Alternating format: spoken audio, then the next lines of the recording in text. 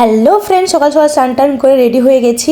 আজকে মাসির রিসেপশন, তো তার আগে খাওয়া দাওয়া করে রেডি হলাম। আর দেখিয়ে দিই একবার তত্ত্বগুলো সবগুলো ছোটো কাকিমুনি করেছিলেন, আর আমরা লাস্ট মোমেন্টে একটু হেল্প করেছি। তারপরে ভাইকে নিয়ে আমি ঝুলন খাচ্ছিলাম, তো ভাইকে কিছু বলতেও হাসি দিচ্ছিল একটা। তো অনেকক্ষণ ঝুলার পরে বাস চলে এসেছিলো, ফোন করলেন, তো আমরা ওখানে আবার টোটো করে গেলাম। গিয়ে বাসের জন্য ওয়েট করছিলাম, ততক্ষণ বাস আসছিল না। তারপরে বাস এলো, তো ঝটপট করে আমরা সবাই বাসে উঠে গেছিলাম। আর বাসে একটু যেতেই সবাই হই হুল্লোড় করছিল, মানে নাচ গান ভরপুর ছিল। তো কেমন কাকে ভাল লাগছে একটু কমেন্টে জানাবে আমাকে।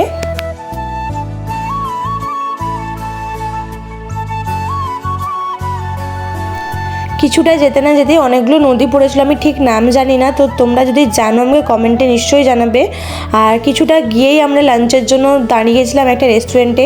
আর পুরো রেস্টুরেন্টটা আমাদের লোকেই ভর্তি, মানে আমাদেরই সবাই ছিল।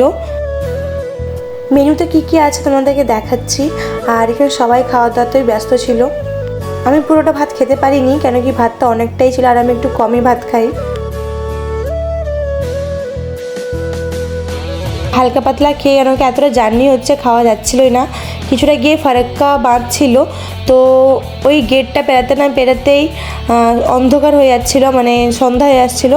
তো ফারাক্কা বাঁধ যতক্ষণ আমি পৌঁছেছি ততক্ষণে সন্ধ্যা হয়ে গেছে পুরো।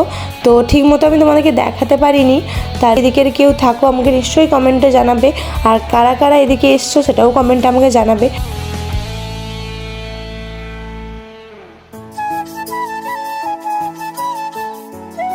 ফারাক্কার পর আমি ঘুমিয়ে গেছিলাম, পুরো টানা একটা ঘুম দিয়েছি। আর ততক্ষণে উঠে দেখি সবাই গান নাচ নিয়ে ব্যস্ত, তো তাই জন্য ঘুমটা ভেঙে গেল। তারপর আমি এখন রেডি হব, বাসের মধ্যেই মেকআপ করব, গিয়ে শুধু ড্রেসটা পরে যাব। তো আমার নিজের ক্লিপ নেই, যতটুকু যা আছে আমি অ্যাড করে দেব। তো কেমন লেগেছে ব্লগটা আমাদেরকে জানাবে, আর মাসিমণিকে কেমন লাগছে সেটাও আমাকে কমেন্ট করে জানাবে। হট করে খুব জোরে বৃষ্টি আসে, তার জন্য কোনো ক্লিপ নেওয়া হয়নি। তো খেয়ে দিয়ে আমরা সবাই ঘুমিয়ে গেছিলাম।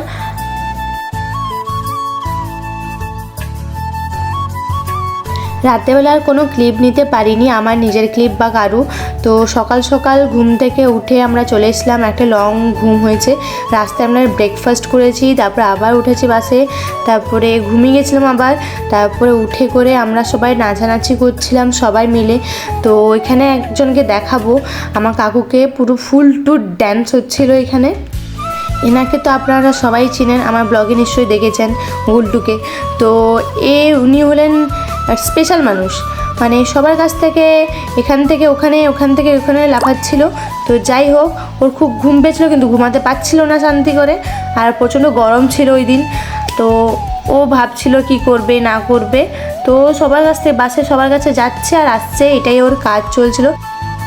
দেখতে দেখতে বাড়ি পৌঁছে গেছি। আর তোমরা কে কে জানো এই ফুলটার নাম একটু জানিও, আমি এই ফুলটার নাম জানি না, আমার খুব ভালো লেগেছে তাই একটা ক্লিপ নিয়েছি।